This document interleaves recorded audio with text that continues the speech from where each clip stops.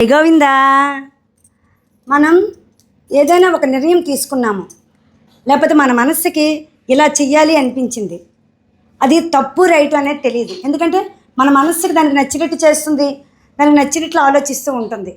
అయితే మనస్సు చెప్పింది మనం విందామా? మన బుద్ధితో ఒక్కోసారి ఆలోచించినా కూడా మనకి సరైన నిర్ణయము అది కాదా రైటా అనేది మనకు తెలియదు. అప్పుడు మనం ఏం చేయాలి?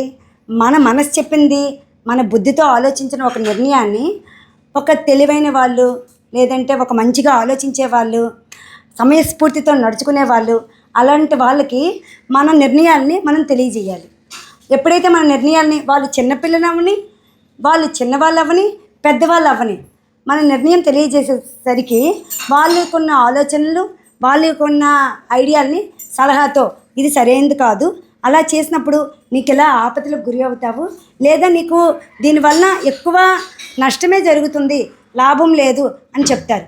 అప్పుడు మళ్ళీ మన మనసు ద్వారా మనం అనాలిసిస్ చేస్తాం.